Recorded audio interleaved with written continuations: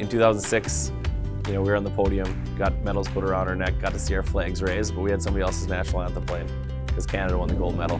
Going to the Olympics for a fourth time, it's always been a driving force for me, and I feel like this is the most ready that I've had a team and the most ready I've maybe been. Curling is a sport that has 4 players on a team. The beauty of our sport is that each 4 of those players affect every single shot. A lot of what people see in our game of curling is the sweeping component and us yelling out there, and the yelling really comes from communicating when there's other games going on at the same time.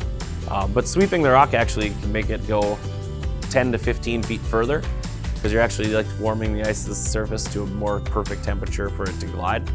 You can also straighten it out by a few inches as well. I grew up in a curling club. It was something I always wanted to do, watching my dad curl, and finally decided to give it a try at 12 or 13 years old. And it was just something I knew that I wanted to do again and again and again, and that feeling continues on here 25 years later. It's pretty incredible.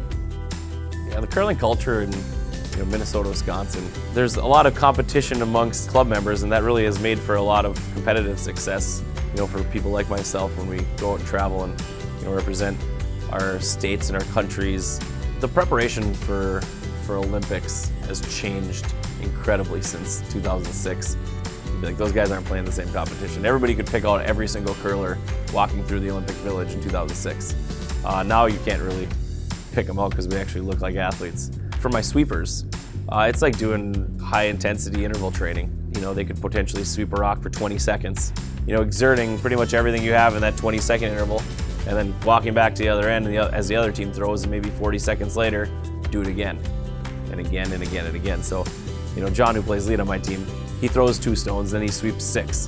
For me, being the skip, a lot of mine is going to have to do with, core strength and balance. If I can be as stable as I can possibly be on my feet, when my foot is under me, it's always perfectly centered and strong.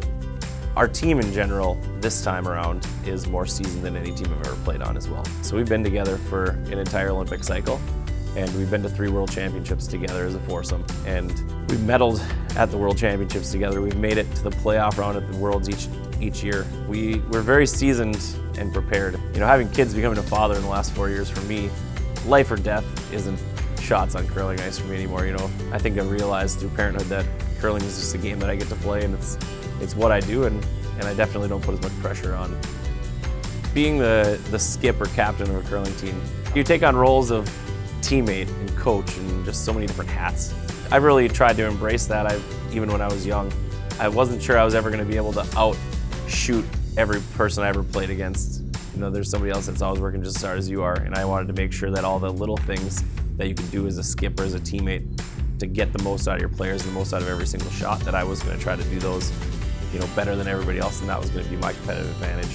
And when our team puts together the best game we have, we match up with every team in the world, and it would be, I think this time would be the most earned opportunity to go there and to win a gold medal and stand on that podium and actually have our national anthem playing. Definitely ready to be standing atop that thing.